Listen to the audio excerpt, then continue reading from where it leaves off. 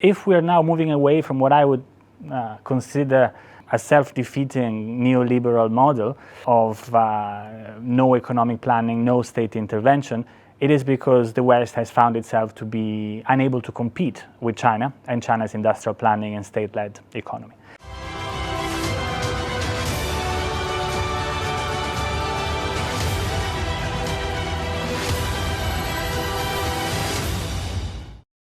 Hello to China Academy and to all the viewers. I am Lorenzo Marsili. I'm a political philosopher, a journalist, and a social start-upper. So, theory and practice, hopefully our interview will keep both sides together. We come from 2 centuries of European and Western domination over the world.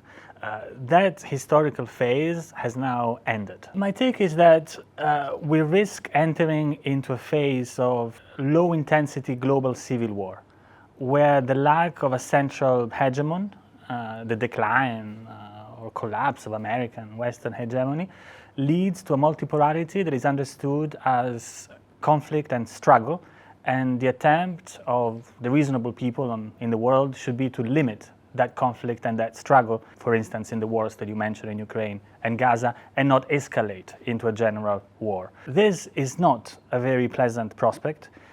It is not the world I want to live in. I don't think it's a world we necessarily have to live in. But to jump out of a 20 years of low-intensity global conflict, we need to have the maturity to respect each other's differences, not to want to impose our system onto the other, but to understand what unites us, what are the common interests of humankind.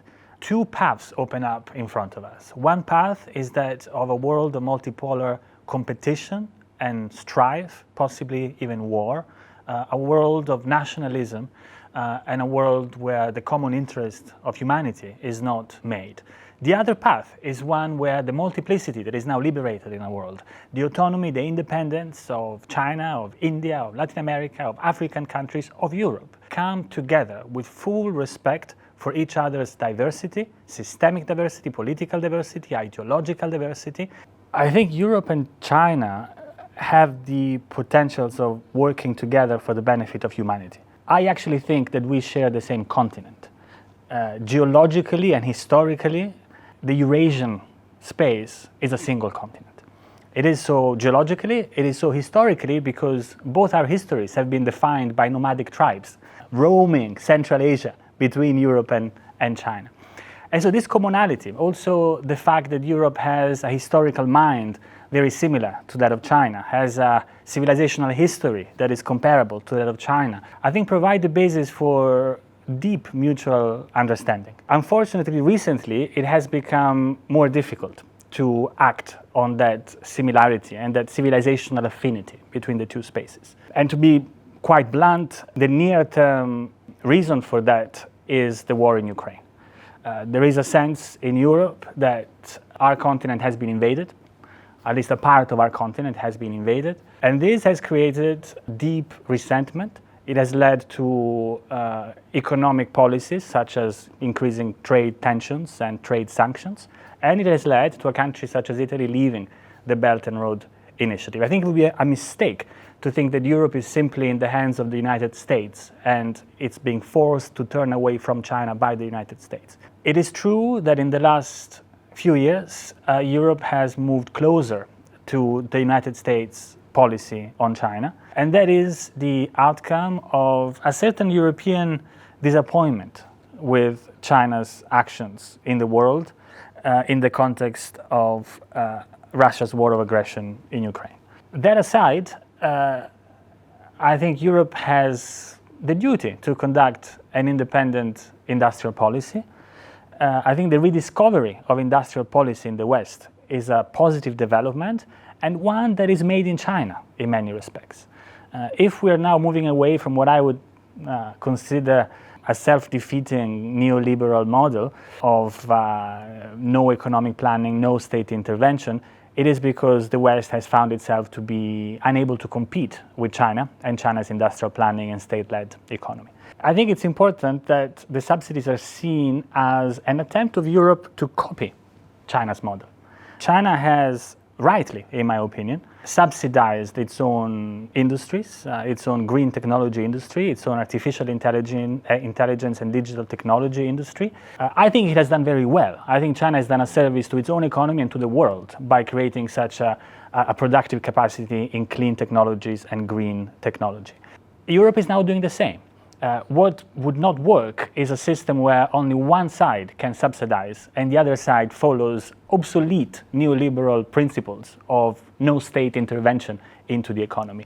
So I think China has done a service to the world by showing that the state is an important component of economic development. And Europe, coming from 2 or 3 decades of deregulation, free market fundamentalism, is now learning to redo industrial policy once again. And so those subsidies, I think, should be seen the way that China's policy on having an equal share of ownership in car production 10 or 15 or 20 years ago. If European companies wanted to invest in China, they had to make sure that they had a 50-50 partnership with a local company. The reason for that was that the local company would acquire the technology and then develop an autonomous capacity to produce high technology goods without continuing to import them from Europe. I think that's good. I think China did very well to do such a policy.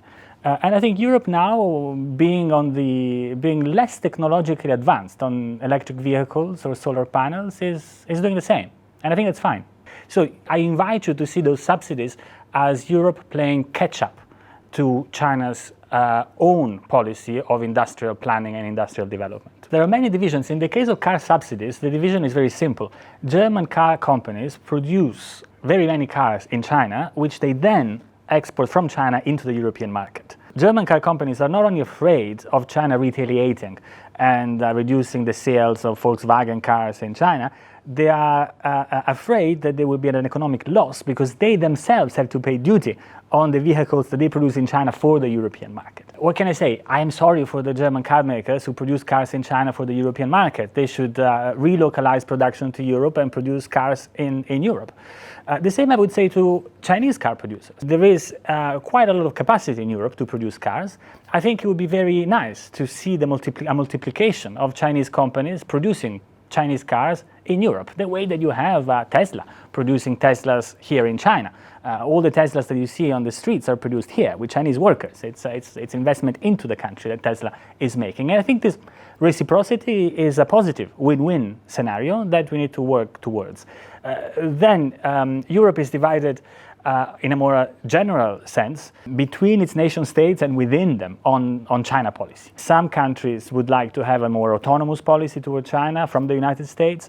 Some countries are afraid that an autonomous policy from the United States would leave Europe alone and would leave Europe at the mercy of potential economic or even military aggression, and the United States safety umbrella, so to speak, what needs to be maintained. I think that's fine. I think Europe also has an easier time to process the end of Western or American hegemony, because we have seen empires come and go in the thousands of years of history. I'm from Rome, but the Roman Empire has actually occupied and conquered the civilization that I associate with, which is the Etruscan civilization, which preceded even the Roman Empire. And I think this historical mindset makes it quite easy for Europeans to understand that hegemonies are plural, they come and go, and a world where no one has a central role is a world that can work just fine. In fact, better than a world where only one country calls the shots. Something I find always fascinating when I come to China is that my Chinese friends, when I provocatively ask them the question as to whether China wants to replace the United States as the world leader, all of them answer that China has no such aspirations because hegemony and unipolarity is not embedded in Chinese history and civilization. The system of Tiansha, even the tribute system, was certainly centered on China as the relatively hierarchical, more important and powerful country, but was not a system of domination or colonization of China towards the other countries. This has certainly affinities with the way that Europe sees the world today. Europe is constructing itself as a union that tries to move beyond nationalism and to move beyond the tragedy of European nations fighting one against the other for control over the whole whole world. So in theory, or at least in rhetoric, there seems to be a certain multilateral or multipolar affinity between Europe and China, more so than perhaps you would find between the US and China. Is this being acted upon politically, intellectually, culturally? I think not. So for instance, I think, if I can be a little bit provocative, I think China has really underestimated the existential importance of the war in Ukraine for the European mind. And I think Europe underestimates certain Chinese sensitivities around border disputes, for example, that we don't have a sufficient awareness of to truly understand. And so rebuilding, or rather building, this reciprocal knowledge of our contemporary mindset, I think it's a precondition for us doing work together. Then is that enough? Probably not.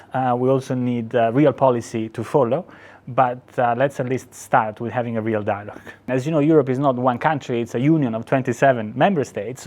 But my hope is that out of this multiplicity and cacophony, some sense is made, and that Europe develops a policy towards China that is firm on its own interests, whether they are geopolitical or economic, but very ready to follow any opening that China demonstrates and to reciprocate any step towards greater collaboration, greater vicinity between Europe and China. So I would like a firm but very welcoming Europe, ready to jump at the opportunity of deeper integration with China.